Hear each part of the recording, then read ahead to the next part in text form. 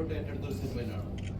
ഇത്തരം സബ്ജക്റ്റാണ് ഫാൻസിന് ആദ്യം ഒരു ഭയം ഉണ്ടാകുന്നത്, എങ്ങനെ പ്രേക്ഷകരെ ഏറ്റെടുക്കും. ഞാൻ സിനിമ കണ്ടിട്ടില്ല എന്ന് പറഞ്ഞാൽ ഞാൻ 7 മണിക്കാണ് ഷൂട്ട് ചെയ്തത്. ഈ ഒരു സബ്ജക്റ്റ് കൊണ്ട് വരുമ്പോൾ എങ്ങനെ പ്രേക്ഷകരെ ഏറ്റെടുക്കുന്ന ഒരു ഭയപ്പാടുണ്ടായിരുന്നു. സിനിമയുടെ ഒരു പോയിന്റിൽ പോലും നമുക്ക് അങ്ങനെ ഒരു ഭയം തോന്നിയിട്ടില്ല. കാരണം എന്താണെന്ന് വെച്ച് കഴിഞ്ഞാൽ നമുക്ക് നമ്മൾ ചൂസ് ചെയ്തിട്ടുള്ള സബ്ജക്റ്റിൽ അത്രയും കോൺഫിഡൻസ് ഉണ്ടായിരുന്നു. നമ്മുടെ കൂടുതൽ വർക്ക് ചെയ്യുന്ന ടെക്നീഷ്യൻസ് ആർട്ടിസ്റ്റുകൾ എല്ലാവരും അത്ര കോൺഫിഡൻസ് ഉണ്ടായിരുന്നു. പിന്നെ എന്ന് വെച്ച് കഴിഞ്ഞാൽ ഇതൊരു നമ്മളൊരു സ്പോർട്സ് കോമഡി സിനിമയാണെങ്കിൽ പോലും, ഒരു സ്പോർട്സ് ജോണർ ഉണ്ടെങ്കിൽ പോലും നമ്മൾ മാക്സിമം ഒരു ഇതുവരെ കണ്ടിട്ടുള്ള ഒരു സ്പോർട്സ് സിനിമകളിൽ നിന്നെല്ലാം കുറച്ചെങ്കിലും മാറി നിൽക്കാൻ വേണ്ടി ട്രൈ ചെയ്തിട്ടുണ്ട്. സോ അത്തരമുള്ള ഒരു ട്രൈയും കൂടെ നമ്മൾ ചെയ്യുന്നതുകൊണ്ട് ഉറപ്പായിട്ടും ത്രൂ ഔട്ട് ദ ഫിലിമിന്റെ പ്രോസസ്സിൽ നമ്മൾ വളരെ കോൺഫിഡന്റ് തന്നെയാണ്.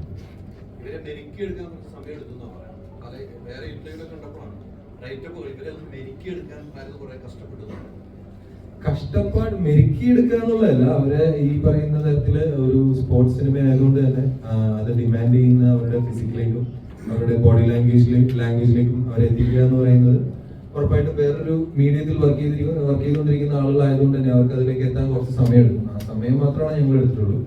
എല്ലാവരും ഒരുവിധം പോപ്പ് ചെയ്ത് വളരെ പെട്ടെന്ന് തന്നെ അത് എത്തി. ഏകദേശം ഒരു 6 മാസം നമുക്ക് അതിന് വേണ്ടി സ്പെൻഡ് ചെയ്തു. സിനിമയാണെങ്കിൽ തന്നെയും ഐഡിയയിൽ വിശ്വസിച്ച് ഇറങ്ങുന്ന ഒരു കൂട്ടമാണല്ലോ. പ്രീ വർക്ക് എന്ന് പറയുന്നത് സ്റ്റാർസ് തന്നെ ഇതിനകത്ത് ടൈം സ്പെൻഡ് ചെയ്യുക എന്ന് പറയുന്നത് ഇപ്പൊ സക്സസ്ഫുൾ ആയിട്ടുള്ള ഒരു ഡയറക്ടറാണ് എന്ന അർത്ഥത്തിൽ തന്നെ നോക്കി കഴിഞ്ഞാൽ തന്നെ ഇപ്പൊ നെസ്ലിനെ പോലെ ഇപ്പൊ പീക്ക് നിൽക്കുന്ന ഒരാള് അയാളുടെ 6 മാസം ഇൻവെസ്റ്റ് ചെയ്യുവാണല്ലോ. അപ്പം ബേസിക്കലി അത് എങ്ങനെയായിരുന്നു നോക്കിയത്? അത് ഭയങ്കര ഒരു ഉത്തരവാദിത്വം കൂടിയാണ്. ഉത്തരവാദിത്വം എന്നുള്ള നിലയിൽ അത് ഒരു ആർട്ടിസ്റ്റ് നമ്മളെ വിശ്വസിക്കുമ്പോൾ ഒരു 6 മാസം സ്പെൻഡ് ചെയ്യാൻ വേണ്ടിയാണ് റെഡി ആകുമ്പോൾ ഒരു ആർട്ടിസ്റ്റുകൾ മാത്രമല്ല, ഒരു കൂട്ടം ആളുകളുണ്ട് അങ്ങനെ നമുക്ക് വേണ്ടി ടൈം സ്പെൻഡ് ചെയ്തിട്ടുള്ളത്. അപ്പൊ അത്രയും പേര് നമ്മൾ വിശ്വസിക്കുമ്പോൾ ഉറപ്പായിട്ട് നമ്മൾ റെസ്പോൺസിബിലിറ്റി കൂടും. അവര് അത്രയും ഒരു എനിക്ക് തോന്നുന്നു സിനിമ നമ്മൾ ചെയ്യാൻ ഉദ്ദേശിക്കുന്ന സിനിമ പ്രോപ്പറായിട്ട് എനിക്ക് അവരിലേക്ക് കമ്മ്യൂണിക്കേറ്റ് ചെയ്യാൻ സാധിച്ചുകൊണ്ട് തന്നെയാണ് അവർക്ക് അത്രയും വിശ്വാസം സിനിമയോടും ബാക്കി കഥയോടും വന്നത്. അവരതിനു വേണ്ടി ടൈം സ്പെൻഡ് ചെയ്യാൻ റെഡി ആയിരുന്നു. അസ്ലൻ ഇതുവരെ ഇത്തരം കഥാപാത്രങ്ങൾ ചെയ്തിട്ടില്ല എന്നുള്ളത് തന്നെയായിരുന്നു അതിന്റെ ഏറ്റവും പ്ലസ് പോയിന്റ് ആയിട്ട് എനിക്ക് തോന്നിയിട്ടുള്ള കാര്യം. പിന്നെ എനിക്ക് തോന്നുന്നു ഇതിനു മുമ്പ് ഒരു ഇന്റർവ്യൂവിൽ പറഞ്ഞിട്ടുള്ള പോലെ എന്റെ ഫസ്റ്റ് ചോയ്സ് തന്നെയായിരുന്നു അസ്ലൻ. നമ്മൾ വേറെ ഒരു ആർട്ടിസ്റ്റുകളിലേക്കും അങ്ങനെ ജോജു എന്ന് പറയുന്ന ഒരു ക്യാരക്ടറിന് വേണ്ടി പിച്ച് ചെയ്തിട്ടില്ല. എന്തോ അദ്ദേഹം അത് ആദ്യമായിട്ട് കേട്ടു, ഓക്കെ പറഞ്ഞു, പിന്നെ എല്ലാം കൂളായിട്ടുള്ളൂ.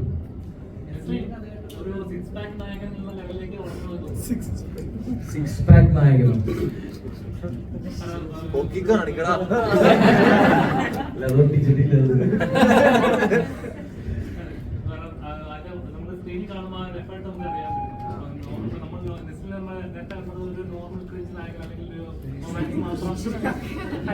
നായകനായിരുന്നു. അതിൽ നിന്നൊക്കെ മാറി കുറച്ച് ഒരു ആക്ഷൻ ലെവലിലേക്ക് വളർന്നതായിട്ട് സ്ക്രീനിൽ കണ്ടപ്പോൾ ഫീൽ ചെയ്തായിരുന്നു. അല്ല, ഈ ബോഡി ട്രാൻസ്ഫോർമേഷൻ പറഞ്ഞല്ലോ, ഞാൻ മാത്രമല്ല ഈ ജേർണിയിലും ഇവരെല്ലാവരും തന്നെ ആ കട്ടയ്ക്ക് കൂടുന്നത് കൊണ്ടാണ് ആ സ്ക്രീനിൽ അതിന്റെ ആ രസം കാണാൻ സാധിക്കുന്നത്. അപ്പൊ ഇത്രയും അടിപൊളി ക്രൂവിന്റെ ഒപ്പം വർക്ക് ചെയ്യാൻ സാധിച്ചതാണ് തോന്നുന്നത്.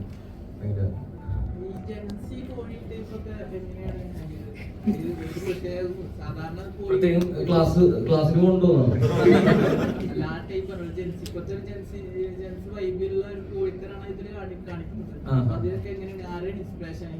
തീർച്ചയായിട്ടും. പിന്നെ നമ്മളുടെ ഡയലോഗ് റൈറ്റർ, പിന്നെ ഈ കൂട്ടത്തിൽ ആരാധന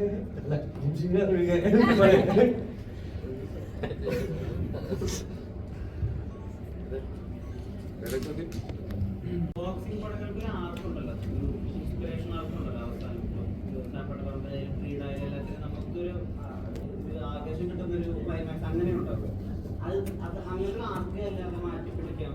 അതായത് ഒരു ടീനേജ് പിള്ളേര് സ്പോർട്സ് ചൂസ് ചെയ്യുന്നു ഒരു കാര്യത്തിൽ, ആ ഒരു ഐഡിയ അങ്ങനെ ഫസ്റ്റ് ഓഫ് ഓൾ നമ്മൾ ഇതൊരു ബോക്സിംഗ് സിനിമ ചെയ്യാം എന്ന് പ്ലാൻ ചെയ്തിട്ട് നമ്മൾ ഇത് ചെയ്തതല്ല. എനിക്ക് ഇങ്ങനെ ഒരു ഐഡിയ, അത് എന്റെയും എന്റെ സുഹൃത്തുക്കളെയും ചെറുപ്പത്തിലുണ്ടായിട്ടുള്ള കുറച്ച് ഇൻസിഡൻസിൽ നിന്ന് നമ്മൾ ഇൻസ്പയർ ചെയ്തിട്ടുള്ള ഒരു ഐഡിയ ആണ്. ആ ഐഡിയ ഇൻസ്പയർ ആയപ്പോഴാണ് എന്നാ പിന്നെ അത് ബോക്സിംഗ് സിനിമയാക്കാം, അത് ബോക്സിംഗ് തന്നെയായിരുന്നു, അതുകൊണ്ട് തന്നെ അത് ബോക്സിംഗ് സിനിമയായിട്ട് തന്നെ പ്ലാൻ ചെയ്തത്. ഒരിക്കലും നമ്മളതൊരു ഈ നേരത്തെ സംസാരിച്ചിട്ടുള്ള പറഞ്ഞ പോലെ ഒരു ഇതിന് മുമ്പുണ്ടായിട്ടുള്ള സിനിമകളുടെ ഒരു ഫോർമാറ്റിലും അത് എഴുതാനോ അല്ലെങ്കിൽ അതിനെ കൺസീവ് ചെയ്യാനോ ആലോചിച്ചിട്ടില്ല. എന്തായിരുന്നു അന്ന് ഞങ്ങൾ എക്സ്പീരിയൻസ് ചെയ്തിട്ടുണ്ടായിരുന്ന ആ ഒരു എക്സ്പീരിയൻസ് അതിന്റെ മാക്സിമം ഹോണസ്റ്റ് ആയിട്ട് അതേപോലെ തന്നെ ചെയ്യാനാണ് പ്ലാൻ ചെയ്തത്. അതുകൊണ്ടായിരിക്കാം അത്തരം സിറ്റുവേഷൻസ് നമ്മൾ പറഞ്ഞ പോലെ അതുണ്ടാവാൻ. നോർമലി ഇങ്ങനെ ഒരു ചിത്രങ്ങൾ ഇറങ്ങുന്ന സമയത്ത് അല്ലെങ്കിൽ കാൽറഹ്മാൻ പടം എന്ന് പറയുമ്പോൾ ഒരു ബ്രാൻഡാണ്, ആളുകൾ ഒരുപാട് എക്സ്പെക്ട് ചെയ്യും. കല്ലുമാലയൊക്കെ ഇറങ്ങി പുറത്താക്കിയ ഒരു ഹൈപ്പ് ഉണ്ട്. പക്ഷേ ഇതിന്റെ ഓരോ അപ്ഡേറ്റ്സ് വരുമ്പോഴും ആളുകൾ അത്രത്തോളം എക്സൈറ്റഡ് ആയിരുന്നു. അത് പ്രഷർ എപ്പോഴും ഉണ്ടായിരുന്നു ഇങ്ങനെ ഒരു വെയിറ്റ് ഉള്ളതുകൊണ്ട്. പ്രഷറായിട്ടൊന്നും ഉണ്ടായിരുന്നില്ല. കാരണം നമ്മൾ ആ സമയത്തെല്ലാം നമ്മൾ സിനിമയുടെ പ്രോസസ്സിലായിരുന്നല്ലോ. അപ്പൊ ആ ചെയ്യുന്ന വർക്കിൽ നമ്മൾ ഫുൾ കോൺഫിഡന്റ് ആയിരുന്നു, നമ്മൾ അത് എൻജോയ് ചെയ്തുകൊണ്ടിരിക്കുകയായിരുന്നു. അതുകൊണ്ട് തന്നെ എക്സ്റ്റേണൽ പ്രഷറുകളൊന്നും അങ്ങനെ എഫക്റ്റ് ആയിട്ടുള്ളതായിട്ട് എനിക്ക് തോന്നുന്നു. ആലപ്പുഴ ജിംഖാനയ്ക്ക് ഒരു എൻട്രി കൊടുക്കുന്നുണ്ടല്ലോ എല്ലാ കാൻഡിഡേറ്റും വരുമ്പോൾ, അത് ആദ്യം തന്നെ അതിൻ്റെ ഒരു ഐഡിയ ഉണ്ടായിരുന്നു. ഈ സോങ് സെറ്റ് ചെയ്യാൻ ആ ലെവലിൽ ഒരു വൈബ് ഉണ്ടായിരുന്നു. ഓരോരുത്തരും മത്സരാർത്ഥികൾ ബോക്സിലേക്ക് പങ്കെടുക്കാൻ വരുമ്പോൾ അത് ആദ്യം തന്നെ ഉണ്ടായിരുന്നു. ഉറപ്പായിട്ടും സ്ക്രീൻ പ്ലേയുടെ ബേസിലാണ് നമ്മളത് മൊത്തത്തിൽ ചെയ്തത്. സിനിമാറ്റോഗ്രാഫി എന്ന് പറയുന്നത് ഭയങ്കര തരത്തിലേക്ക് അത്രയും എഫേർട്ട് എടുത്തിട്ട് ഓരോ ഷോട്ട്സ് ചെയ്യുമല്ലോ. അതെങ്ങനെയായിരുന്നു അതിന്റെ ഒരു ഡിസൈനും കാര്യങ്ങളൊക്കെ? റിങ്ങിന്റെ അകത്തുള്ള ഷൂട്ടിൽ എന്ന് വെച്ച് കഴിഞ്ഞാൽ അത് basically action choreographer mister Jophil അദ്ദേഹത്തോടുണ്ട്. സർ ഡിസൈനെല്ലാം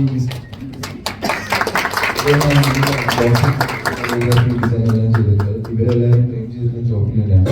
പിന്നെ സിനിമാറ്റോഗ്രാഫർ മിസ്റ്റർ ജിംഷിക്കാട് ഇതിലുണ്ട്. ഇവർ രണ്ടുപേർക്കുമാണ് അതിന്റെ കംപ്ലീറ്റ് ക്രെഡിറ്റ്സ് പോകുന്നത്. പിന്നെ അത്രയും നമ്മൾ പ്ലാൻ ചെയ്തിട്ടുള്ള ഡിസൈൻ ചെയ്തിട്ടുള്ള കൊറിയോഗ്രാഫി കൃത്യമായിട്ട് അത് ഫോളോ ചെയ്ത് പ്രാക്ടീസ് ചെയ്ത് എക്സിക്യൂട്ട് ചെയ്ത് നമ്മളുടെ ആർട്ടിസ്റ്റുകൾ എന്ന് പറയുമ്പോൾ ഇവിടെ ഇരിക്കുന്ന നമ്മളുടെ മെയിൻ ആയിട്ടുള്ള ആർട്ടിസ്റ്റുകൾ മാത്രമല്ല, ഇവർക്ക് ഓപ്പോസിറ്റ് ഫൈറ്റ് ചെയ്തിട്ടുള്ള നമ്മളുടെ സുഹൃത്തുക്കളും നമ്മൾ കാസ്റ്റ് ചെയ്തിട്ടുള്ള ഒരുപാട് ആർട്ടിസ്റ്റുകളുണ്ട്. അവരെല്ലാവരും തന്നെ നമ്മളിലൂടെ വളരെയധികം കോപ്പറേറ്റ് ചെയ്തിട്ടുള്ളവരാണ്. അവരെല്ലാവരും ഇവരെക്കാൾ കൂടുതലായിട്ട് ബോക്സിംഗ് പ്രാക്ടീസ് ചെയ്യും, കുറച്ചെങ്കിലും പ്രൊഫഷണലായിട്ട് ബോക്സിങ്ങിനെ ഫോളോ ചെയ്യുന്നവരാണ്. അവരോടൊക്കെ ഒരുപാട് താങ്ക്ഫുൾ ആണ് ഈ സിറ്റുവേഷൻ. കാരണം അവരൊന്നും ഇല്ലാതെ നമുക്കിത് ഒരിക്കലും കംപ്ലീറ്റ് ചെയ്യാൻ പറ്റും. ഈ പറഞ്ഞ ഈ ഓപ്പോസിറ്റ് നിൽക്കുന്നവർ സെലക്ഷൻ ചെയ്യുന്നതിന് ഒരു ടൈം ഉണ്ടായിരുന്നു. ഇപ്പൊ പറഞ്ഞ ആർട്ടിസ്റ്റുകൾ അപ്പുറത്തേക്ക് അവരുടെ സിനിമ വിജയിക്കുള്ളൂ. അതെങ്ങനെയായിരുന്നു അവരൊരു സെലക്ഷനിലേക്ക് എങ്ങനെയാണ്? അവരെ സെലക്ട് ചെയ്യാൻ പറ്റിയത് എല്ലാം ഞാൻ പറഞ്ഞല്ലോ, നമ്മളുടെ ബോക്സിംഗ് സഹജമായിട്ടുള്ള എല്ലാ നമ്മളുടെ റിസോഴ്സുകൾ ഡെവലപ്പ് ചെയ്യുകയും എക്സ്പാൻഡ് ചെയ്യുകയും നമുക്ക് എല്ലാം കളക്റ്റീവായിട്ട് ചെയ്തത് എല്ലാം ജോഫിലാണ്. ജോഫിലിന്റെ സുഹൃത്തുക്കളുടെയും ഗ്രൂപ്പിൽ നിന്ന് നമ്മൾ ചൂസ് ചെയ്തിട്ടുള്ള കേരളത്തിന്റെ ഡിഫറെന്റ് ഏരിയകളിൽ നിന്നുള്ള ഫൈറ്റേഴ്സ് ആണ് അവരെല്ലാവരും. അതില് യദു, സനു, വൈഷ്ണവ്, അക്ബർ അവരെല്ലാവരും തന്നെ എനിക്ക് തോന്നുന്നു സ്റ്റേറ്റ് ലെവലിലും നാഷണൽ ലെവലിലും ഫൈറ്റ് ചെയ്യുന്ന ആളുകളാണ്. അത് കൂടാതെ അനഘയുടെ ഓപ്പോസിറ്റ് ഫൈറ്റ് ചെയ്തിട്ടുള്ള ക്രിസ്റ്റീന എന്ന് പറയുന്ന പെൺകുട്ടി അവരിപ്പോ മേരികോം ഇൻസ്റ്റിറ്റ്യൂട്ടിൽ ബോക്സിംഗ് പ്രാക്ടീസ് ചെയ്യാണ്. സോ ഇവരിൽ ഇത്രയും നമുക്ക് എക്സ്പാൻഡ് ചെയ്യാൻ പറ്റി ബോക്സിംഗ് അറിയാവുന്ന ആളുകളുടെ ഇൻവോൾവ്മെന്റ്.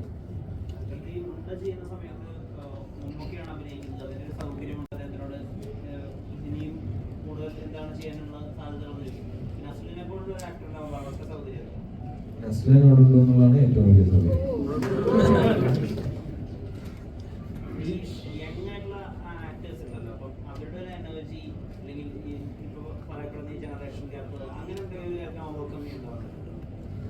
ഇല്ല, നിങ്ങൾ ഈ പറഞ്ഞതല്ല ഈ സിനിമയ്ക്ക് ഉണ്ടായിട്ടുള്ള പ്ലസ് പോയിന്റ്സ് ആണ്. യങ്സ്റ്റേഴ്സ് ആണ്, അവരുടെ എനർജി, അവരുടെ ടൈം എല്ലാം ഈ സിനിമയ്ക്കും എനിക്കും കിട്ടിയ പ്ലസ് പോയിന്റ്സ് ആണ്.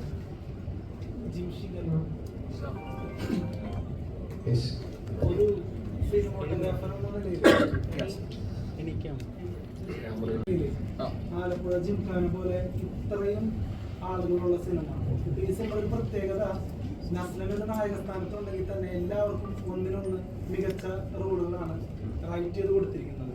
അതുകൊണ്ട് തന്നെ ഇത്രയും പേരുള്ള സിനിമ, ഇത്രയും നല്ല റോളുകളുള്ള ആളുകളുള്ള സിനിമ, ക്രൗഡുള്ള സിനിമയൊക്കെ ഒരു സിനിമോട്ടോഗ്രാഫർ എന്ന നിലയിൽ ഷൂട്ട് ചെയ്യുമ്പോൾ എത്രത്തോളം ചലഞ്ചിങ് ആണ്? അതായത് ചോദ്യം ഇപ്പൊ ഒരു സീനിനകത്ത് ഈക്വലി ഇമ്പോർട്ടൻസ് ഉള്ള മൾട്ടിപ്പിൾ ആക്ടേഴ്സ്, അതായത് 5, 6 അല്ലെങ്കിൽ അതിൽ കൂടുതൽ ആക്ടേഴ്സ്, ഈക്വലി ഡയലോഗ് എക്സ്ചേഞ്ച് ഉള്ള ആക്ടേഴ്സ് തമ്മിൽ നിന്ന് പെർഫോം ചെയ്യുമ്പോൾ എങ്ങനെ നമ്മളത് കമ്പോസ് ചെയ്യും? 1, 2 പേര് വർത്താനം പറയുന്നത് പോലെ അല്ലല്ലോ എന്നുള്ളതായിരുന്നു. യെസ്, അത് ഒരു നല്ല ചോദ്യം തന്നെയാണ്. ഈ പടം തുടങ്ങിയ സമയത്ത് ഞാനത് അമ്മനോട് ഡിസ്കസ് ചെയ്തിട്ടുണ്ട്. വൺസ് നമ്മൾ ഒരു ലൊക്കേഷനിൽ തന്നെ ഇന്റീരിയർ, എസ്പെഷ്യലി ഇന്റീരിയർ, എനിക്ക് ഒരു ജിമ്മാണെന്ന് തോന്നുന്നു. നമ്മളൊരു സീൻ വർക്ക് ചെയ്യുന്ന സമയത്ത് ഞാനിവിടെ പറഞ്ഞ ഇറ്റ്സ് ലൈക്ക് എല്ലാവരും ഈക്വലി ഡയലോഗ് എക്സ്ചേഞ്ച് നടത്തുവാണ്. പിന്നെ ഒരു സീൻ ഷൂട്ട് ചെയ്യുമ്പോൾ അല്ലെങ്കിൽ നമ്മൾ ഷൂട്ട് ചെയ്യാൻ ഉള്ള പ്രിപ്പറേഷൻ നടത്തുമ്പോൾ പോലും നമുക്കൊരു ആ സീൻ എത്ര മിനിറ്റ് വരെ പോവാം എന്നുള്ളൊരു കാൽക്കുലേഷൻ ഉണ്ടായിരിക്കും. ഇപ്പൊ ഒരു മിനിറ്റ് സീനാണെങ്കിൽ നമ്മളത് ഷൂട്ട് തീരുമ്പോഴും നമ്മളത് 1 മിനിറ്റിലേക്കുള്ള കണ്ടന്റ് ആക്കി നിർത്താൻ തന്നെ ശ്രമിക്കണം. അപ്പൊ ഇത്രയും പേരുള്ളപ്പോൾ we have to exchange like lot of shots. എല്ലാവരുടെയും ഷോട്ട്സ് അങ്ങോട്ടും ഇങ്ങോട്ടും പലരുടെയും സജഷൻസിലും വൈഡും 3/4 ഷോട്ടുകളും ഇൻഡിപെൻഡന്റ് ഷോട്ടുകളും ക്ലോസപ്പുകളും ഒക്കെ ആയിട്ട് വർക്ക് ചെയ്യേണ്ടി വരും. അത് ഇനിഷ്യലി ഒരു ബുദ്ധിമുട്ടായിട്ട് തോന്നിയിരുന്നു. ഇനിഷ്യലി ഇൻ ദ സെക്കൻഡ് ഷെഡ്യൂളിലാണ് ആ ബുദ്ധിമുട്ടുണ്ടായിരുന്നത്. കാര്യം എന്ന് വെച്ചാൽ ഫസ്റ്റ് ഷെഡ്യൂളിൽ നമ്മൾ ആക്ഷൻ സീക്വൻസ് ആണ് ഷൂട്ട് ചെയ്തത്. മോർ ടോക്കി സീൻസും ഇവരുടെ കോമ്പിനേഷൻസ് ഒക്കെ ഇരുന്ന് സംസാരിക്കുന്ന സീൻസ് നമ്മൾ ചെറിയ ലൊക്കേഷൻസിലൊക്കെ വർക്ക് ചെയ്യേണ്ടി വന്നിട്ടുള്ളത് എസ്പെഷ്യലി ഫസ്റ്റ് ഹാഫിലാണ്. ബട്ട് ഗ്രാജുവലി നമ്മളത് ട്വീക്ക് ചെയ്തു എന്ന് വേണം പറയാൻ. ഗ്രാജുവലി നമ്മളത് ട്വീക്ക് ചെയ്തു. നമ്മൾ എല്ലാ ആർട്ടിസ്റ്റിനെയും വിളിച്ചിട്ട് തന്നെ നമ്മൾ ഒരു സീൻ പ്രിപ്പയർ ചെയ്യുമ്പോഴേക്കും ഇന്ന ആൾ ഇവിടെ ഇരിക്കൂ അല്ലെങ്കിൽ ഇന്ന ആൾ അവിടെ നിന്നാൽ മതി എന്ന് പറയുന്ന പോലെയല്ല. നമ്മൾ എല്ലാ ആക്ടേഴ്സിനെ വെച്ചിട്ട് ആ സ്പോട്ടിൽ സ്ക്രീൻ ഡിസ്കസ് ചെയ്യുന്ന സമയത്ത് പോലും ഐ മീൻ അവർക്കൊരു ലിബർട്ടി നമ്മൾ കൊടുക്കാൻ ശ്രമിക്കുമായിരുന്നു. എടാ ഇതിപ്പോ നിങ്ങൾ എവിടെ ഇരിക്കണം, ഞാൻ ഇങ്ങനെ ഇരുന്നോളാം അല്ലെങ്കിൽ ഞാൻ ഇവിടെ ഇരുന്നോളാം എന്ന് പറയുന്ന ഒരു പ്ലേസ്മെന്റിൽ നമ്മളത് ട്വീക്ക് ചെയ്തെടുത്തു എന്ന് വേണം പറയാൻ. Thank you, good question. പിന്നെ ഈ ടൈറ്റിൽസിലൊക്കെ തന്നെയാണെങ്കിലും ടാരന്റീനോന്റെ ഒക്കെ പോലത്തെ ടൈറ്റിൽസിന്റെ ഒരു പ്രഭാവം ഇങ്ങനെ കാണുന്നുണ്ട്. അപ്പോൾ ഇതൊക്കെ ഇന്റൻഷനിൽ നിങ്ങൾ ഡയറക്ടറായിട്ട് ഡിസ്കസ് ചെയ്തൊക്കെ ചെയ്യുന്ന ഡയറക്ടറിന്റെ മൈൻഡിലുണ്ടായിരുന്നു? ബേസിക്കലി ടൈറ്റിലിനെ കുറിച്ച് എനിക്ക് കൂടുതൽ എക്സ്പ്ലെയിൻ ചെയ്യാൻ പറ്റില്ല. കാര്യം എന്ന് വെച്ചാൽ അതിന്റെ ഡിസിഷനൊക്കെ ഒരുപാട് കഴിഞ്ഞിട്ട് വന്ന കേസാണ്. ഷൂട്ടൊക്കെ കഴിഞ്ഞതിന് ശേഷം once it comes to the palette and colour tone നമ്മളത് ഡിസ്കസ് ചെയ്തിട്ടുണ്ട്. എന്നാലും ഇപ്പൊ നിങ്ങൾ കാണുന്ന ഔട്ട്പുട്ട് എന്താണോ അത്രയും ക്ലിനിക്കലായിട്ട് നമ്മളതിന്റെ ഡിസ്കഷൻസ് ഒന്നും നടന്നിട്ടില്ല. ബട്ട് യെസ്, പാലറ്റിനെ കുറിച്ചൊക്കെ ഒബ്വിയസ്ലി നേരത്തെ തന്നെ ചർച്ച ചെയ്തിട്ടുണ്ട്. സാർ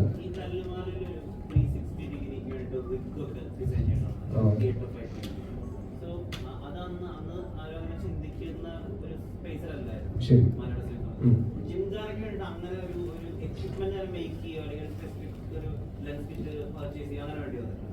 ഒന്നും ചെയ്തിട്ടില്ല, നത്തിങ്. അതായത് ജിംഖാനയിലെ എസ്പെഷ്യലി ഞാനൊരു ഇപ്പൊ ഇവിടെ നിൽക്കുന്ന ഫോട്ടോഗ്രാഫേഴ്സിനൊക്കെ മനസ്സിലാവും, ഞാൻ പ്രോബബ്ലി ഒരു ട്രൈപോഡ് പോലും യൂസ് ചെയ്തിട്ടില്ല. ടെക്നിക്കാലിറ്റി അറിയുന്നവർക്ക് വേണ്ടി ഞാൻ പറയാം, ഞാനൊരു റോപ്പ്, ഒരു റബ്ബർ റോപ്പ് ടോപ്പിൽ നിന്ന് റിങ്ങിന്റെ നടുക്ക് ടോപ്പിൽ നിന്ന് ഒരു റബ്ബർ റോപ്പ് ഇറക്കിയിട്ട് അതിലൊരു ഫിഗറിനകത്ത് ബ്രെയിനും ലെൻസും മാത്രം വെച്ചിട്ടാണ് വർക്ക് ചെയ്തിട്ടുള്ളത്. അതിനകത്ത് സാധാരണ നമ്മുടെ മൂവി ക്യാമറയില് സൗണ്ടിന്റെ അതിന്റെ ചെറിയ കോമ്പണൻസ് ഉണ്ടാവും. പിന്നെ അതുപോലെ ചെറിയ ചെറിയ കോമ്പണൻസ് ഒക്കെ ഇങ്ങനെ ഫിക്സ് ചെയ്ത് വരുമ്പോൾ അതിന്റെ വെയിറ്റ് കൂടും, അതിന്റെ വോളിയം കൂടും. അതൊക്കെ മാക്സിമം ചെറുതാക്കാൻ വേണ്ടിയിട്ട് just the brain and the camera. പിന്നെ ഞാൻ അതിന്റെ ഫ്രണ്ടിൽ ഒരുപാട് ഫിൽറ്റേഴ്സ് ഒക്കെ ഇട്ട് ഷൂട്ട് ചെയ്യാൻ ഇഷ്ടപ്പെടുന്ന ഒരാളാണ്. അപ്പൊ അതൊക്കെ സാക്രിഫൈസ് ചെയ്യേണ്ടി വന്നു. ബട്ട് ക്വസ്റ്റ്യന് ഞാനത് ഒന്നും ചെയ്തിട്ടില്ല, ഹാൻഡിൽഡായിരുന്നു മൊത്തം. ഒരു നിർമ്മാണ പങ്കാളിയും കൂടിയാണ്. ഒരു 6 മാസത്തെ പ്രോസസ്സ് വേണ്ടി വന്നു എന്ന് പറഞ്ഞു.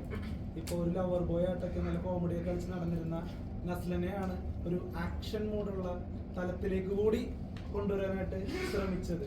അപ്പോൾ പ്രോത്സാഹനത്തിനോടൊപ്പം തന്നെ ഒരുപാട് ശാസിച്ചിട്ടുണ്ടാവില്ലേ? മീൻസ് ഒരുപാട് കാര്യങ്ങൾ എന്തെങ്കിലും മിസ്റ്റേക്ക് വരുമ്പോഴൊക്കെ ഗൗരവം കാണിക്കാറുണ്ടോ? നസ്ലനെ എങ്ങനെ മാനേജ് ചെയ്തു? അല്ലെങ്കിൽ ഈസി ആയിരുന്നു, എല്ലാം ഓക്കെ എന്നായിരുന്നു? ഇല്ല, അങ്ങനെ മാനേജ് ചെയ്യാൻ ബുദ്ധിമുട്ടൊന്നും ഉണ്ടായില്ല. അങ്ങനെ മാനേജ് ചെയ്യാൻ പറ്റാത്ത സാഹചര്യങ്ങൾ വരുമ്പോൾ ഞങ്ങളൊരു 30 seconds 1 minute എക്സ്ട്രാ സ്പാർ ചെയ്യുക എന്ന് പറഞ്ഞു കഴിഞ്ഞാൽ ബോക്സസ് തമ്മിൽ പരസ്പരം ഇടിച്ച് പ്രാക്ടീസ് ചെയ്യുന്നതിനാണ് സ്പാറിംഗ് എന്ന് പറയുന്നത്. അപ്പൊ അത് ആ ഒരു സെഷൻ കഴിയുമ്പോഴേക്കും ബാക്കിയെല്ലാം ശരിയാണ്. എല്ലാം ക്യാമറ കൊണ്ടേക്കുന്നില്ല. പിന്നെ നസ്ലനോട് ഒരു ചോദ്യം. ഇപ്പൊ ആരാധകരുടെ ഭാഷയിൽ പറഞ്ഞു കഴിഞ്ഞാൽ ഇന്ന് 4 സിനിമകൾ റിലീസ് ഉണ്ടായിരുന്നു, ക്ലാഷ് റിലീസ് എന്നൊക്കെ പറയും. അപ്പോൾ മമ്മൂക്കയുടെ ബസൂക്കയുണ്ട്. അപ്പോൾ നസ്ലന്റെ ആലപ്പുഴ ജിംഖാനയാണ് ഏറ്റവും പ്രമുഖ ചിത്രങ്ങളിൽ ഒന്ന്. പിന്നെ മമ്മൂക്കയുടെ ബസൂക്ക. അപ്പൊ ശരിക്കും പറഞ്ഞു കഴിഞ്ഞാൽ മമ്മൂക്കയുടെ ബസൂക്കയായിട്ടാണ് ക്ലാഷ് റിലീസ്. പക്ഷെ സിനിമ ഇൻഡസ്ട്രി എന്നുള്ള നില നോക്കുമ്പോൾ സൗഹാർദ്ദപരമായിട്ട് നമുക്ക് അതിനെ കാണാം. പക്ഷെ ഏതൊരു വ്യക്തിയുടെയും സ്വപ്നമാണല്ലോ മമ്മൂക്ക, ഒരു നടൻ, വളർന്നൊരു നടൻ. അപ്പോൾ നസ്രന് ആദ്യമായിട്ടാണ് തോന്നുന്നു മമ്മൂക്കയുടെ ഒരു റിലീസ് വരുന്നത് നസ്രന്റെ കരിയറിൽ. അപ്പൊ ഈ ഒരു ക്ലാഷ് റിലീസിനെ എങ്ങനെ നോക്കിക്കാണുന്നു എന്നുള്ളതാണ്. അതിനെപ്പറ്റി ഒന്നും കൂടുതൽ ചിന്തിച്ചില്ല. ഒന്നാമത്തെ സമയം കിട്ടിയില്ല ഇതിന്റെ പ്രൊമോഷനും കാര്യങ്ങളൊക്കെ ആയിട്ട്. പിന്നെ ഞാൻ തീർച്ചയായിട്ടും ഈ ബാക്കിയുള്ള സിനിമകൾ കാണാൻ വേണ്ടി വെയിറ്റ് ചെയ്തിരിക്കുന്ന ഒരാൾ തന്നെയാണ് ഞാൻ. ഇപ്പോൾ ഇതിന്റെ തെക്കിന്ന് കഴിഞ്ഞിട്ട് വേണം ബസൂക്ക ആണെങ്കിലും അന്നവാസാണെങ്കിലും മറ്റുള്ള സിനിമകളാണെങ്കിലും കാണാൻ വേണ്ടിയിട്ട്. ആ ഒരു മൊമെന്റിനെ എങ്ങനെ നോക്കിക്കാണും? തൊട്ടപ്പുറത്തെ തിയേറ്ററിൽ ഭയങ്കര സന്തോഷമുണ്ട്. അപ്പോൾ ഇതിപ്പോ ഇങ്ങനെ പറയുമ്പോൾ തന്നെ, അല്ലെങ്കിൽ അത് അങ്ങനെ ആളുകൾ സംസാരിക്കുന്നുണ്ട് എന്നൊക്കെ അറിയുമ്പോൾ തന്നെ ഒത്തിരി സന്തോഷമുണ്ട്.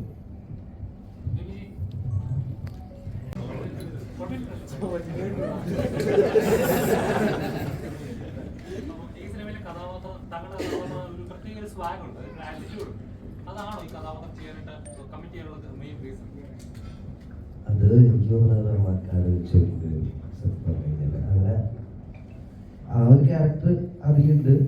പക്ഷെ നമ്മുടെ ആ ഒരു പരിപാടി ക്യാരക്ടറല്ല അതിൽ ആലപ്പുഴ ജിംഖാന +2 ഒരു വിദ്യാർത്ഥി കുറച്ചും കൂടെ മിനിമലായിട്ട് പിടിക്കുന്നതാണ് തോന്നുന്നത് എനിക്ക്. പിന്നെ എല്ലാം റഹ്മാൻഖാന്റെ ഒരു അനുഗ്രഹം തോന്നുന്നു. മഞ്ഞുപോൽ ബോയ്സിൽ ചേട്ടനായിട്ട് തകർത്താടിയതാണ്. അപ്പോൾ ഇതിലേക്ക് വരുമ്പോൾ ഇതിലേക്ക് ഒരു അവസരം നോക്കിയില്ലേ? സ്വന്തം പണമാണ്.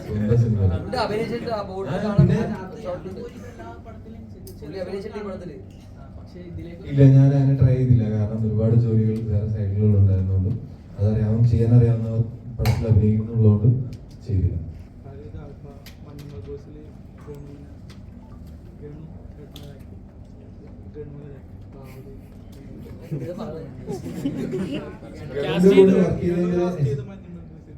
കാരണം എന്താ വെച്ച് കഴിഞ്ഞാല് ഗണപതിയുടെ കൂടെ എന്ന് പറഞ്ഞു കഴിഞ്ഞാല് ഞങ്ങൾക്ക് എല്ലാവർക്കും വളരെയധികം ബഹുമാനമുള്ള ഒരു വ്യക്തിയാണ്.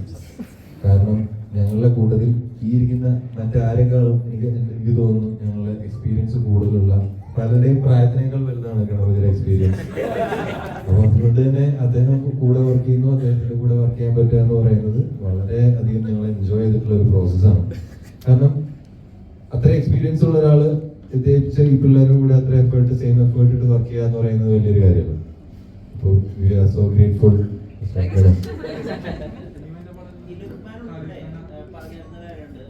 കഥ മുഴുവനായിട്ട് പറഞ്ഞു കൊടുക്കില്ല. അതായത് അന്നൊക്കെ അറിയാവുന്ന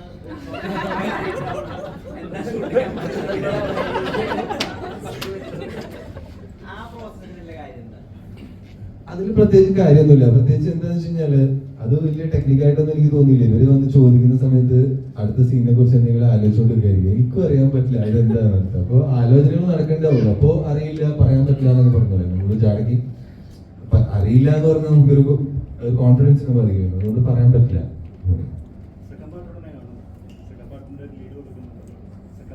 സെക്കൻഡ് പാർട്ടിന്റെ ഇല്ല, നമ്മൾ ഇതുവരെ ഒരു സെക്കൻഡ് പാർട്ടിനെ കുറിച്ച് ചിന്തിച്ചിട്ടില്ല നിലവിൽ.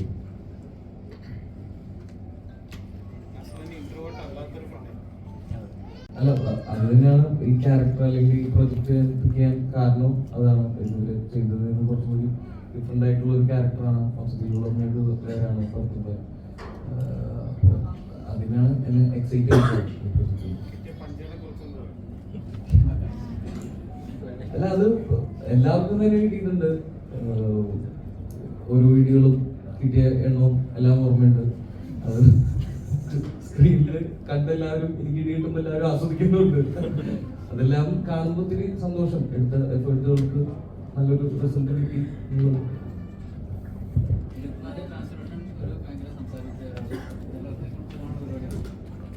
അതൊക്കെ പോയി. അല്ല, അത് എന്താന്ന് വെച്ചാൽ ഒരു 6 മാസത്തോളം നമ്മൾ വർക്കൗട്ട് ചെയ്തിട്ടുണ്ട്. ഷിപ്പാസ് എന്ന് പറഞ്ഞ ട്രെയിനറാണ് ഞങ്ങൾ വർക്ക് ചെയ്തിരുന്നത്. അപ്പൊ അതിന്റെ അവരൊക്കെ അങ്ങനെ അത്രയും പ്രഷർ വന്നുകൊണ്ട് വേറെ വേണ്ടിയിട്ടായില്ല അങ്ങനെയായിരുന്നു. നിങ്ങളുടെ ഈ 6 മാസത്തെ വർക്ക് ചെയ്യുന്ന പലരും ഇന്നലെ 2 ദിവസം മുന്നേ ഒരു ചോദ്യം തന്നെ ഒരു ഭയങ്കര വൈറലായിരുന്നു. പക്ഷെ അത് കേൾക്കുമ്പോൾ അങ്ങനെ ഫീൽ ചെയ്യാറുണ്ട്. ഈ 6 മാസം 6 പാക്ക് വരാനായിട്ട് 6 മാസം വർക്കൗട്ട് ചെയ്തു. പക്ഷെ അത് പലരും 6 പാക്ക് അല്ല VFX ആണെന്ന് പറയുന്നത്.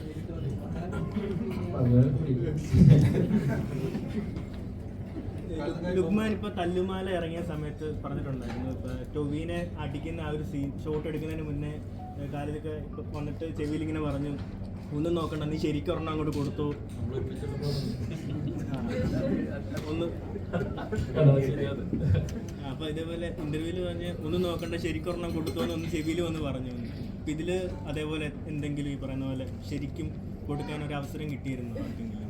ഇല്ല ഇതിലങ്ങനെ ശരിക്കും ഒരു തവണ എനിക്ക് തോന്നുന്നില്ല.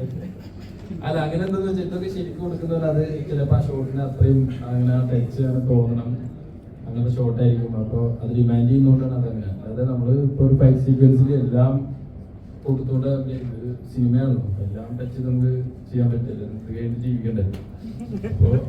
അപ്പോൾ അതുകൊണ്ട് തന്നെ അത് അങ്ങനത്തെ 1-2 ഷോട്ടുകളിൽ ചിലപ്പോൾ സംഭവിക്കാം. ഇതിലും അങ്ങനെ ഒരു ഷോട്ടിൽ ഉണ്ടായിട്ടുണ്ട് അല്ലേ? സിനിമാ മേഖലയിൽ പ്രശ്നങ്ങൾ നടക്കുന്ന സമയമാണ്. നമുക്ക് കഴിഞ്ഞ കുറേ ദിവസമായി സിനിമയുടെ റിലീസ് കഴിയുമ്പോൾ തിയേറ്റർ ഓടിക്കൊണ്ടിരിക്കുമ്പോൾ സിനിമയുടെ ബജറ്റ് പുറത്തു പോവുക, അതിന് എത്ര രൂപയാണ് മുടക്ക്, എത്ര രൂപയാണ് തിയേറ്ററിൽ കിട്ടുന്നത്, അങ്ങനെ വിടുന്ന സമയത്ത് പല സിനിമകളും നിന്ന് പോകുന്നൊരു ഘട്ടം വരുന്നത്. അതുമായി ബന്ധപ്പെട്ട് ചാക്കോച്ചൻ ഒരു തുറന്നെഴുത്ത് മനോരമ പത്രത്തിൽ എഴുതിയിരുന്നു. തൻ്റെ സിനിമ ഇത്ര കോടി കളക്ട് ചെയ്തു, എങ്ങനെയാണ് ഈ സിനിമയ്ക്ക് ഇത്രയും കളക്ട് ചെയ്തത്? ഇപ്പം ആലപ്പുഴ ജില്ലാതെ ഓടിക്കൊണ്ടിരിക്കുകയാണ്. ഇതിൻ്റെയും ഇറക്കാനുള്ള സാധ്യത നമ്മൾ കാണും. അത്തരം രീതി ഒരു നിർമ്മാതാക്കളുടെ സംഘടന തുടരണം. താങ്കൾ നിർമ്മാതാവും കൂടെ ആയിട്ട് ചോദ്യം, അത് സിനിമയൊക്കെ ബാധിക്കും. ഒരു ബിസിനസ് നടന്നുകൊണ്ടിരിക്കുമ്പോഴായിരിക്കും ചിലപ്പോൾ സിനിമയുടെ റൈറ്റ്സ് ഇത്ര എമൗണ്ട് ആ തിയേറ്ററിൽ നിന്ന് കിട്ടിയിട്ടുണ്ടെന്ന് പറയുമ്പോൾ ഒരു നടനെ ബാധിക്കുന്നു. ആ നടന് സിനിമയ്ക്ക് ഇത്ര പൈസ കിട്ടുന്നുള്ളൂ, ആ നടനെ ഭാവിയിൽ ബാധിക്കും. താങ്കൾ നിർമ്മാതാവാണ്, ഡയറക്ടറിനെ ബാധിക്കും. അങ്ങനെ ഒരു കീഴ്വഴക്കം ഇതിനു മുമ്പ് മലയാള സിനിമയിൽ ഉണ്ടായിട്ടില്ല. അത് തുടർന്നാൽ സിനിമയ്ക്ക് മോശമാകും. ഞാനൊരു നിർമ്മാതാവ് ഇന്നാണ് ഇപ്പോൾ സിനിമ റിലീസായിട്ടേ ഉള്ളൂ. ഇതുവരെയുള്ള കാര്യങ്ങളെ ആസ് എ നിർമ്മാതാവ് എന്നുള്ള രീതിയിൽ ഞാൻ എക്സ്പീരിയൻസ് ചെയ്തിട്ടുള്ളൂ. അതിന് മുമ്പുള്ള സിനിമകളൊക്കെ വേറെ നിർമ്മാതാക്കളാണ്. ഇപ്പോൾ ചേട്ടൻ പറഞ്ഞ കാര്യങ്ങളൊക്കെ ഇനിയിപ്പോൾ എനിക്ക് തോന്നുന്നു മാസാവസാനമോ പുതിയ മാസങ്ങളിലോ ആണെന്ന് തോന്നുന്നു പ്രൊഡ്യൂസർ അസോസിയേഷൻ ഇങ്ങനെ ചാർട്ട് പുറത്തേക്ക് വിടുന്നത്. അവരത് വിട്ടാലാണ് ഇനി എന്റെ സിനിമയ്ക്ക് എന്ത് സംഭവിക്കും, അല്ലെങ്കിൽ ആ സംഭവം കൊണ്ട് എന്റെ സിനിമയ്ക്ക് എന്താണ് ബുദ്ധിമുട്ടാണോ അല്ലെങ്കിൽ പോസിറ്റീവായിട്ടാണോ സംഭവിക്കുക, അല്ലെങ്കിൽ സോഷ്യൽ ഇമേജ് എങ്ങനെ ഉണ്ടാകും എന്നുള്ളത് എനിക്ക് എക്സ്പീരിയൻസ് ചെയ്യാൻ പറ്റിയിട്ടുള്ളൂ. ഇപ്പോൾ ഹൈദരൊക്കെ പറഞ്ഞ ഈ കാര്യങ്ങൾ ഞാൻ കൂടുതലായിട്ട് എനിക്കതൊന്നും ഫോളോ ചെയ്യാൻ പറ്റിയില്ല. കാരണം ലാസ്റ്റ് ഒരു 6 മാസം 7 മാസം ഒക്കെ ആയിട്ട് ഞാൻ ഈ സിനിമയുടെ പോസ്റ്റ് പ്രൊഡക്ഷനും കാര്യങ്ങളൊക്കെ ആയിട്ട് തന്നെ വർക്കിലായിരുന്നു. അപ്പോൾ അതുകൊണ്ട് തന്നെ ടു മച്ച് ഓഫ് ഇൻവോൾവ്മെന്റ് ഉണ്ടായിട്ടില്ല എനിക്ക്. അതുകൊണ്ട് തന്നെ അതിന്റെ സോഷ്യൽ എന്താണ് അതിനുള്ള ഇമ്പാക്ട് എന്നുള്ള കാര്യങ്ങൾ എനിക്കറിയില്ല. നമുക്ക് നോക്കാം. പിന്നെയെന്ന് വെച്ച് കഴിഞ്ഞാൽ വളരെ സീനിയർ ആയിട്ടുള്ള ആളുകളാണ് ഇത്തരം അസോസിയേഷന്റെ ടോപ്പിലിരിക്കുന്നതും ഡിസിഷൻ മേക്ക് ചെയ്യുന്നതും കാര്യങ്ങളൊക്കെ വളരെ എക്സ്പീരിയൻസ്ഡ് ആയിട്ടുള്ള ആളുകളാണ്. അവർ എന്താണ് ഉദ്ദേശിക്കുന്നത് എന്നുള്ളത് ആസ് എ പ്രൊഡ്യൂസർ അല്ലെങ്കിൽ ആസ് എ ഡയറക്ടർ ഫ്യൂച്ചറിൽ എന്താണ് സംഭവിക്കാൻ പോകുന്നതെന്ന് നോക്കിക്കാണാൻ ഞാനും വളരെ എക്സൈറ്റഡ് ആണ്. കാരണം ചേട്ടൻ പറഞ്ഞ പോലെ പുതിയ കാര്യമാണ്.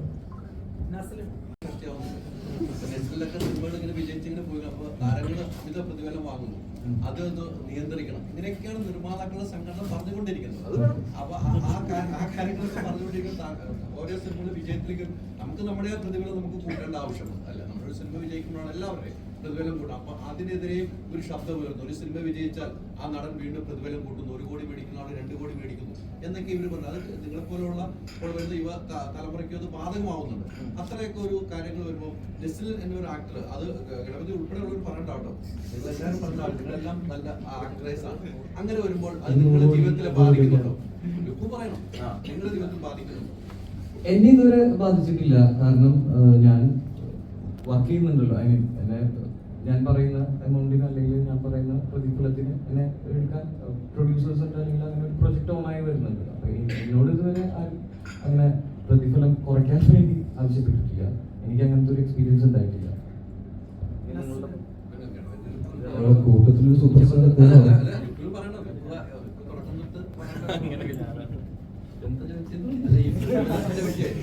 പ്രതിഫലം വർദ്ധിപ്പിക്കുന്നു, അത് സിനിമയ്ക്ക് പരാജയം വരുന്നു. എനിക്ക് തോന്നുന്നു ഞാൻ അകത്തൊക്കെ സംസാരിക്കാൻ എനിക്ക് അങ്ങനെ സിറ്റുവേഷൻ ഉണ്ടായിട്ടില്ല. അങ്ങനെ പ്രതിഫലം കൂടുതൽ കറക്റ്റ് പൈസ വാങ്ങുള്ളൂ. അപ്പൊ അത് ഓക്കെയാണ്. അത് ഇതുവരെ അങ്ങനത്തെ ഒരു സിറ്റുവേഷൻ ഉണ്ടായിട്ടില്ല. അപ്പൊ അത് അറിയില്ല എങ്ങനെയാണ്. അല്ല, ഇങ്ങനെയൊക്കെ വാർത്തകൾ വരുമ്പോ ഒരു വിഷയമാണല്ലോ ഒരു താരത്തിനെ സംബന്ധിച്ചുണ്ടാകുന്നത്. വാർത്ത ഞാൻ കാണുന്നുണ്ട്, പക്ഷെ അത് എനിക്ക് പേഴ്സണലി എനിക്ക് അറിയില്ല. അത് നമുക്ക് അറിയുമ്പോഴല്ല അതിന്റെ അത്തരം സ്റ്റാർസ് ഒക്കെ വാങ്ങുമ്പോഴായിരിക്കും അറിയില്ല. ഇനി അങ്ങനെ ആവുമ്പോ ഞാൻ നോക്കാം. അപ്പൊ ഞാൻ പരാതികളോ അങ്ങനത്തെ പ്രശ്നം വരുന്നില്ല. നമ്മളിപ്പോൾ എനിക്കറിയില്ല, ആ അത്ര മേഖലയിലേക്കൊന്നും നമ്മൾ എത്തിയിട്ടില്ല. നമുക്ക് ഹാപ്പിയാണ് ഇപ്പം ഉണ്ടാവുന്ന പരിപാടികളിലൂടെ നമുക്ക് അത്യാവശ്യം ചോദിക്കുന്ന പരിപാടികളൊക്കെ കിട്ടുന്നുണ്ട്. ഹാപ്പിയാണ്, നമ്മൾ വർക്ക് ചെയ്ത ആൾക്കാരോട് ഹാപ്പിയാണ്. അതിൽ കൂടുതലൊന്നും സംസാരിക്കാൻ എനിക്ക് ഇതിൽ ആളല്ല, അതുകൊണ്ടാണ്. ഗണപതി ഈ പടത്തിൽ തന്നെ മാസ് മൊമെന്റ്സ് ഒന്ന് രണ്ടെണ്ണം ഗണപതിനെ ചുറ്റിപ്പറ്റിയാണ് ബോക്സിങ്ങിനകത്ത്. അപ്പോൾ ഇത്രയും കാലം ഇപ്പോൾ പറഞ്ഞതുപോലെ തന്നെ ഇവരെക്കാളൊക്കെ സീനിയറാണ്. ഇത്രയും കാലം ലോങ് ചെയ്യേണ്ടി വന്ന ഒരു തിയേറ്റർ മൊമെന്റ്, ആളുകൾ കൈയടിച്ചിട്ട് ഒരു മാസ് മൊമെന്റ് കിട്ടാൻ അങ്ങനെ ഫീൽ ചെയ്തു പടം കണ്ടപ്പോൾ? ഉറപ്പായിട്ടും നമുക്ക് ഓരോ കഥാപാത്രം ചെയ്യുമ്പോൾ ഓരോരോ അവസരങ്ങൾ കിട്ടുക എന്ന് പറയുന്നത് ഇമ്പോർട്ടൻ്റ് ആണ്. നമുക്ക് എപ്പോഴാണ് ഒരു മാസ് കഥാപാത്രം ചെയ്യാൻ പറ്റുക, അല്ലെങ്കിൽ ഇത്രയും കാലം ഞാൻ ചെയ്തതിൽ ഹ്യൂമർ ഇതാണ് ഞാൻ കുറച്ച് സട്ടിലായിട്ട് കുറച്ച് വേറൊരു ടൈപ്പ് ഓഫ് ക്യാരക്ടർ ചെയ്തത്. അപ്പം നമ്മൾ തിരിച്ചറിയാനും നമ്മളെ കൊണ്ട് ചെയ്യിപ്പിക്കാൻ പറ്റുന്ന വിശ്വാസമുള്ള ഡയറക്ടേഴ്സ് ഉണ്ടാകുമ്പോഴാണ് നമുക്കത് ചെയ്യാൻ പറ്റുന്ന ഒരു അവസരം ഉണ്ടാവുക. അപ്പം അതിൽ ഞാൻ ഭയങ്കര ഹാപ്പിയാണ്. സ്റ്റാർ ഇമേജ് അല്ലെങ്കിൽ സ്റ്റാർ കോമ്പോണന്റ് ഉണ്ടെന്ന കാര്യം എങ്ങനെയാണ് മനസ്സിലാക്കുന്നത്? അപ്പൊ ഒരു ആളെ കൂടെ ഒരു മാസം ഫുൾ ഓഫ് ചെയ്യാൻ പറ്റും. ഗണപതിക്ക് കൊടുത്തിട്ടുണ്ട്, ഫ്രാങ്കോന് കൊടുത്തിട്ടുണ്ട് പടത്തിനകത്ത്, ജിം കറക്കിയത്. അങ്ങനെ ഒരു സ്റ്റാർ ആളുകളെ ഫുൾ ഓഫ് ചെയ്യാൻ പറ്റും, ഒരു മാസം ഒരു ആക്ടറിനെ കൊണ്ട് ചെയ്യാൻ പറ്റും എന്നുള്ളത് അത് എങ്ങനെ ഐഡന്റിഫൈ? മാസ് എന്ന് അതെനിക്കറിയില്ല. ഇപ്പോൾ ഒരു നമ്മൾ സിറ്റുവേഷൻ വർക്ക് ചെയ്യുന്ന സമയത്ത് നമുക്ക് തിയേറ്ററിൽ ഇരിക്കുന്ന ഓഡിയൻസിനെ അത് കുറച്ചുകൂടെ ബുക്ക് ചെയ്യണം എന്ന് പറയുന്ന സിറ്റുവേഷൻ ആണെങ്കിൽ നമ്മൾ ആദ്യം സീനുകളാണല്ലോ ഡെവലപ്പ് ചെയ്യുക. ക്യാരക്ടറിനെയും സീനിനെയും ഡെവലപ്പ് ചെയ്ത് കഴിഞ്ഞതിന് ശേഷമായിരിക്കുമല്ലോ അതിനെ ആ ഒരു ലിഫ്റ്റിലേക്ക് വരിക. അപ്പോൾ ആ എഴുത്തിൽ തന്നെ അല്ലെങ്കിൽ പ്രീ പ്ലാനിങ്ങിൽ തന്നെ നമ്മൾ ഏകദേശം ഒരു 40-50% നമ്മളത് പ്രിപ്പയർഡ് ആയിരിക്കും. അതിൻ്റെ മേക്കേഴ്സ് എങ്ങനെയായിരിക്കണം അത് കൺസീവ് ചെയ്യേണ്ടത്, എക്സിക്യൂട്ട് ചെയ്യേണ്ടതെന്നുള്ളത്. പിന്നെ നമ്മൾ അങ്ങോട്ടേക്ക് ചൂസ് ചെയ്യുന്ന ഒരു ആക്ടർ എന്ന് പറയുന്നത് അദ്ദേഹത്തിന്റെ കാപ്പബിലിറ്റി ആണ്. അപ്പോൾ അത് നമ്മൾ ചൂസ് ചെയ്യുമ്പോൾ എന്ന് പറയുന്നത് ഉറപ്പായിട്ടും അവർ ഇതിനു മുമ്പ് ചെയ്തിട്ടുള്ള സിനിമകൾ, അവർ ചെയ്തിട്ടുള്ള ക്യാരക്ടേഴ്സ്, അതിന് അവർ എക്സിക്യൂട്ട് ചെയ്തിട്ടുള്ള രീതികൾ, അതിൽ നിന്നൊക്കെ നമുക്ക് കാണുമ്പോൾ ഉറപ്പായിട്ടും നമ്മൾ പ്രേക്ഷകരാണ്, സിനിമ തിയേറ്ററിൽ കാണുന്ന ആളുകളാണ്. അതുകൊണ്ട് തന്നെ നമുക്കൊരു എക്സ്പെക്ടേഷൻ ഉണ്ടാവും ഓരോ ആക്ടേഴ്സിനോടും. ഇയാൾ ഇങ്ങനെ ചെയ്താൽ നന്നായിരിക്കും, ഇയാളെ കൊണ്ട് ഇങ്ങനെയൊക്കെ ചെയ്യാൻ പറ്റിയിരുന്നെങ്കിൽ അടിപൊളിയായിരിക്കും എന്നുള്ളത്. ആ ഒരു എക്സ്പെക്ടേഷനും കൂടെ ചെയ്യുമ്പോഴാണ് ഈ പറയുന്ന കാസ്റ്റിംഗ് സംഭവിക്കുന്നത്.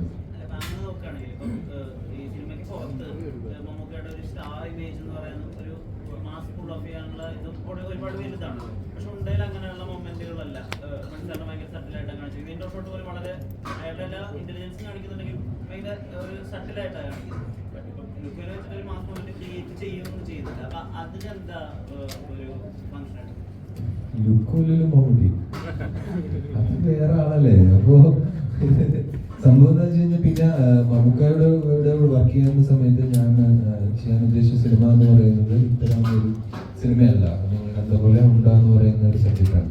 ആ സിനിമയ്ക്ക് അത് അത്രയും മതി, അല്ലെങ്കിൽ ആ സിനിമയ്ക്ക് അങ്ങനത്തെ ഒരു ക്യാരക്ടറിനെയാണ് ഡിമാൻഡ് ചെയ്യുന്നത്, അത്രയും പെർഫോമൻസിനെയും ആണ് ഡിമാൻഡ് ചെയ്യുന്നത്. അതിൽ കൂടുതൽ നമ്മൾ ചെയ്യേണ്ട കാര്യമില്ല, ശരിയല്ല. അതുകൊണ്ടാണ്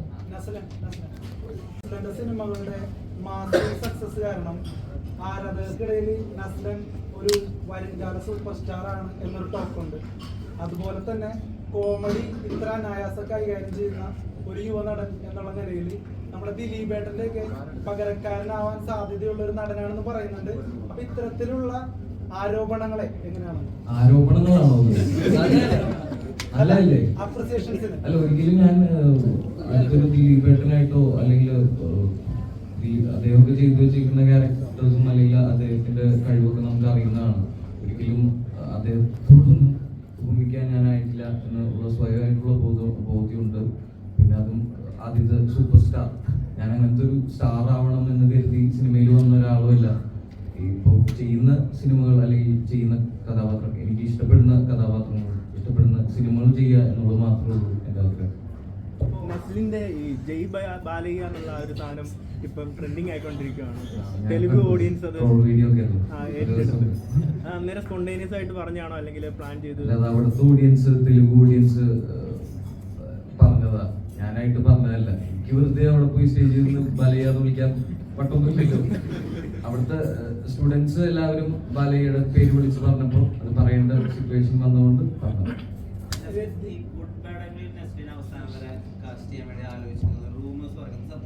സത്യമായിരുന്നു. ആ സമയത്താണ് ജിങ്കാന ഷൂട്ട് നടന്നിരുന്നത്. അവർക്കൊരു 2 ഷെഡ്യൂള് ഈ ഞങ്ങളുടെ സിനിമയുടെ ഇടയിൽ വേണമായിരുന്നു. അപ്പോൾ അത് വലിയൊരു സിനിമയാണ്, ഒരുപാട് ആർട്ടിസ്റ്റുകളും വലിയ ആർട്ടിസ്റ്റുകളൊക്കെ ഉള്ള സിനിമയാണ്. അപ്പോൾ അതുകൊണ്ട് ഞങ്ങളുടെ സിനിമ ഷൂട്ട് നടക്കുന്നതുകൊണ്ട് എനിക്കത് ചെയ്യാൻ സാധിച്ചില്ല.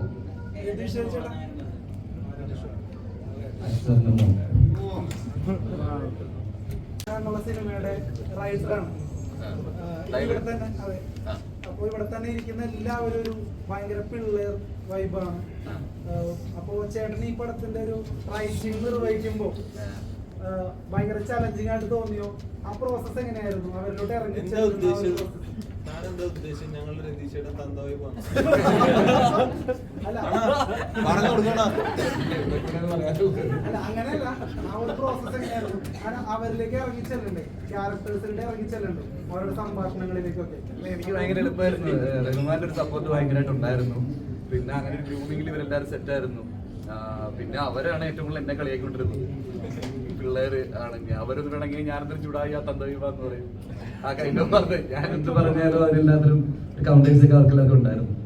പക്ഷെ എനിക്ക് കൂടുതലായിട്ട് അവരിലേക്ക് ഇടയ്ക്കിടയ്ക്ക് അപ്പുറം റഹ്മാനെ ബോധ്യപ്പെടുത്തിയാൽ മതിയായിരുന്നു പലപ്പോഴും. ഞാൻ ഓരോ ആർട്ടിസ്റ്റിനെങ്കിലും കൊണ്ടുപോയി സ്ക്രിപ്റ്റ് കൊടുക്കുന്ന പരിപാടിയാണെന്നൊന്നും ഇല്ലായിരുന്നു. റഹ്മാന്റെ സ്ക്രിപ്റ്റ് കൊടുക്കുക, റഹ്മാനത് മനസ്സിലായിട്ടുണ്ട്, റഹ്മാനായിരിക്കും എല്ലാവരോടും അത് കൂടുതലായി കമ്മ്യൂണിക്കേറ്റ് ചെയ്യുക. പിന്നീട് അവിടെ ഉണ്ടാവുന്ന പ്രോസസ്സിലൊക്കെ ആയിരിക്കും സപ്പോർട്ട് ചെയ്യേണ്ടി വരിക. അല്ലാതെ ഞാൻ പോയി വെറുവായിട്ട് നിന്നിട്ട് സ്ലാങ് കണ്ടുപിടിക്കുക അങ്ങനെയുള്ള പരിപാടിയൊന്നും ഇല്ലായിരുന്നു. അതുകൂടെ എളുപ്പമായിരുന്നു പരിപാടി. ഭയങ്കര ഡയലോഗ് എഴുത്തിനൊരു ഭാരം അങ്ങനെയൊന്നും തോന്നിയിരുന്നില്ല. പക്ഷെ സീനുകളെല്ലാം റഹ്മാൻ തലേദിവസം രാത്രി ഒരു 1 മണിയൊക്കെ ആകുമ്പോഴായിരിക്കും നാളെ ഷൂട്ട് ചെയ്യാൻ പോണ സീൻ എഴുതിക്കൊണ്ട് വരാൻ പറഞ്ഞു തരിക. അപ്പൊ അത് പക്ഷെ അതും ഒരു രസമായിരുന്നു. ഒരു 95 ദിവസം അത്ര ഒരു ചർച്ചയും ഡിസ്കഷനൊക്കെ ഫുൾ ടീമായിട്ടൊക്കെ ഈ സിനിമ ഷൂട്ട് ചെയ്ത് അത്രയും ദിവസവും ഷൂട്ട് കഴിഞ്ഞെത്തുന്നത് ഒരു 3 മണിക്കാണെങ്കിൽ 4 മണിയാകുമ്പോൾ എല്ലാവരും വന്നിരുന്നു 1 മണിക്കൂർ ആ സിനിമ ഷൂട്ട് ചെയ്യാൻ പോണ സീനിനെ കുറിച്ചൊരു ഡിസ്കഷനും പരിപാടിയൊക്കെ ഉണ്ടായിരുന്നു. കാരണം എനിക്ക് ഭയങ്കര എളുപ്പമായിട്ടാണ് തോന്നിയിരുന്നത്. ഇവിടെ ഇപ്പൊ ബാക്കിയിരിക്കുന്ന യങ്സ്റ്റേഴ്സില്ലേ, ആക്ടേഴ്സ്, അവരോടൊന്ന് ചോദിക്കട്ടെ, ഇപ്പൊ ഈ ഖാലിദ് റഹ്മാൻ എന്ന് പറയുന്ന ഒരു സംവിധായകൻ, ഇതിന്റെ ആ ഒരു ഡീലിങ് എങ്ങനെ ഉണ്ടായിരുന്നു? പേടിയോടെയാണോ നിങ്ങൾ നോക്കിയിരുന്നത്? ഇപ്പൊ നസ്ലിൻ തന്നെ ഒരു അധ്യാപകന്റെ മുമ്പിൽ ഇരിക്കുന്ന പോലത്തെ ഒരു ഭവ്യതയൊക്കെ ഇടയ്ക്ക് കാണിച്ചിരിക്കുന്നത് ഇരുന്നായിരുന്നു വന്ന സമയത്ത്. ഇപ്പൊ ഇല്ല. അപ്പൊ എങ്ങനെ ഉണ്ടായിരുന്നു ആ ഡീലിങ്? എങ്ങനെ ഉണ്ടായിരുന്നു? ഗൗരവക്കാരനാണോ ഖാലിദ് റഹ്മാൻ? ഇല്ല, ഞാൻ ആദ്യമേ അധികം എക്സ്പീരിയൻസ് നോക്കിയിട്ടില്ല. ഞാൻ ഫാമിലി എന്ന് പറയുന്നൊരു സിനിമയാണ് ഇതിന് മുന്നേ ചെയ്തിട്ടുള്ളത്. അപ്പം അത് കഴിഞ്ഞ് ഇമ്മീഡിയറ്റ്ലി വന്നൊരു സിനിമയാണ് റഹ്മാനിക്കയുടെ സിനിമ. അപ്പൊ ആ സമയത്ത് എൻ്റെ മനസ്സിൽ ഒരുപാട് ഇൻഡ്യൂഷൻസ് ഉണ്ടായിരുന്നു, ഈ പറയുന്ന റഹ്മാനിക്ക് എങ്ങനെയായിരിക്കും എന്നുള്ളതൊക്കെ. പക്ഷെ ഷൂട്ടിന്റെ ഒരു ആദ്യത്തെ ഒരാഴ്ച തന്നെ അത്രയും പോകേണ്ടി വരുന്നില്ല. നമ്മൾ ആദ്യമേ ബോക്സിങ്ങിന്റെ ട്രെയിനിങ് തന്നെ റഹ്മാനിക്ക നമ്മുടെ കൂടെ ഉണ്ടായിരുന്നു. അപ്പം ആ ഒരു പ്രോസസ്സിൽ നമ്മളെല്ലാവരും ബ്രദർ അല്ലെങ്കിൽ ഒരു ഫ്രണ്ട് എന്നുള്ള രീതിയിലാണ് നമ്മളെല്ലാവരും ഇടപെടിക്കൊണ്ടിരുന്നത്. അപ്പം ഡയറക്ടർ സീറ്റിൽ നിന്ന് ഇറങ്ങി കഴിഞ്ഞാൽ റഹ്മാനിക്ക് എന്തായാലും ഒരു ബ്രദറിനെ പോലെയാണ്. അത്രയും പാടുണ്ടായിരുന്നു.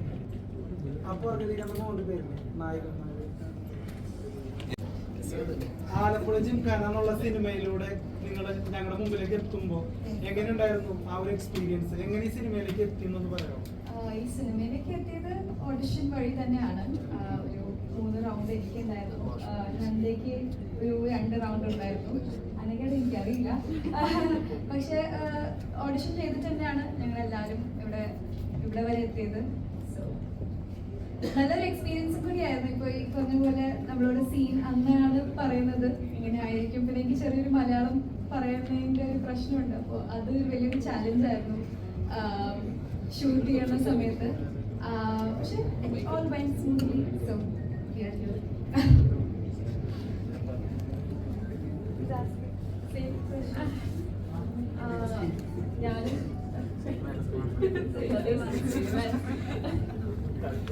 ഞാൻ ഓഡീഷൻ വഴിയാണ് വന്നത്. എൻ്റെ ഫസ്റ്റ് മൂവിയാണ്. അപ്പോൾ എക്സ്പീരിയൻസ് അടിപൊളിയാണ്. നല്ലൊരു കാസ്റ്റ് ആൻഡ് ക്രൂവിൻ്റെ കൂടെ വർക്ക് ചെയ്യാൻ, ഫസ്റ്റ് മൂവിയിൽ വർക്ക് ചെയ്യാൻ എന്നൊക്കെ പറയുന്നത് വലിയൊരു ലക്കാണ്. അതുകൊണ്ട് ലക്കി, കുറേ പഠിക്കാൻ പറ്റി.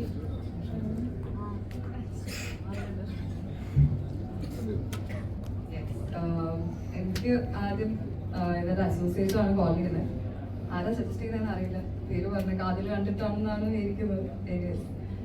ഇതിലൊരു ക്യാരക്ടർ ആയിരിക്കും എന്നാണ് പറഞ്ഞത്. അപ്പൊ ഇങ്ങനെ ബോക്സറിന് അടുത്ത് പറഞ്ഞിട്ടുണ്ടായിരുന്നു. അത് ചെയ്യുന്നില്ല, അത് തന്നെ അത് കിട്ടണം എന്ന് പ്രാർത്ഥിച്ചുകൊണ്ടിരിക്കുകയായിരുന്നു. പിന്നെ ഒരു മീറ്റിംഗ് ഉണ്ടായിരുന്നു. മീറ്റ് ചെയ്ത് ഒരു സ്ക്രീൻ ടെസ്റ്റും കൂടി കഴിഞ്ഞാൽ കൺഫേം ചെയ്തു. Yes, become A part of. പിന്നെ ട്രെയിനിങ് ഒക്കെ കഴിഞ്ഞിട്ടുണ്ടായിരുന്നു.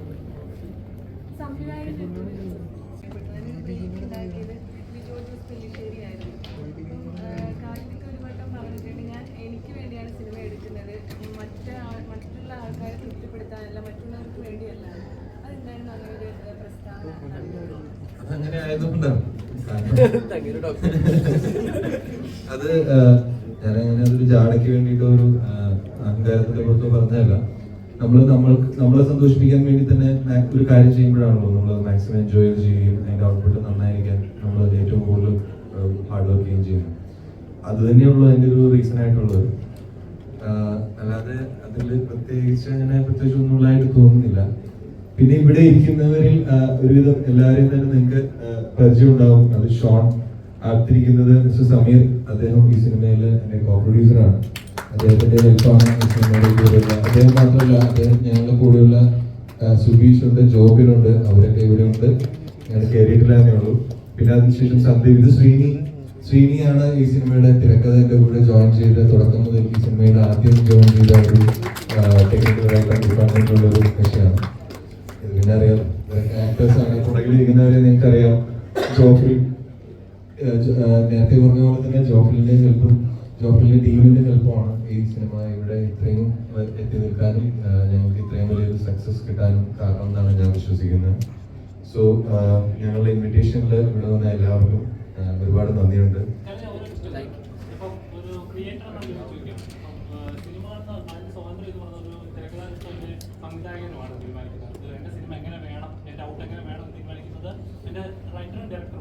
പക്ഷെ അത് കത്തിനെ വീഴുമ്പോൾ ശരിക്കും പറഞ്ഞാൽ അതിന്റെ സ്വാതന്ത്ര്യം നശിക്കുകയാണ്.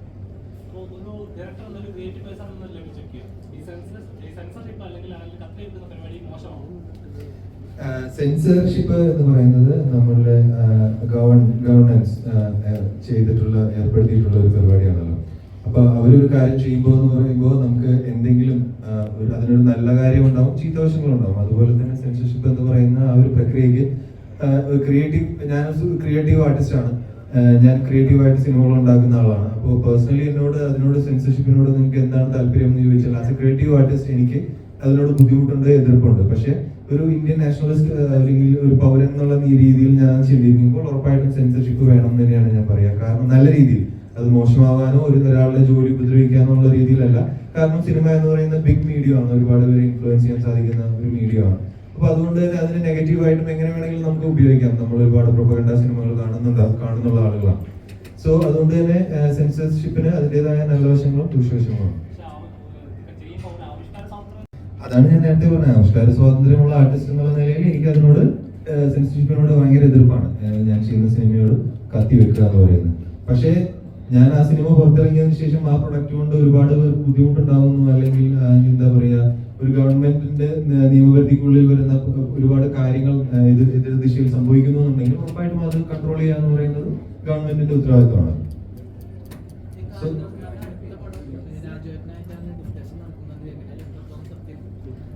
ഒരുപാട് ഡിസ്കഷൻസ് നടന്നേ ഉള്ളൂ, അതിലൊന്നും ഇതുവരെ തീരുമാനം ഉണ്ടായിട്ടില്ല. ഞാനും വളരെയധികം എക്സൈറ്റഡ് ആയിട്ട് എക്സ്പെക്ട് ചെയ്യുകയാണ് എന്തായിരിക്കും അടുത്ത സിനിമ എന്നുള്ളത്. ഇനിയെങ്കിലും വേറൊരു സിനിമ ചെയ്യണം, നല്ലൊരു സിനിമ ചെയ്യണം എന്നൊരാഗ്രഹം.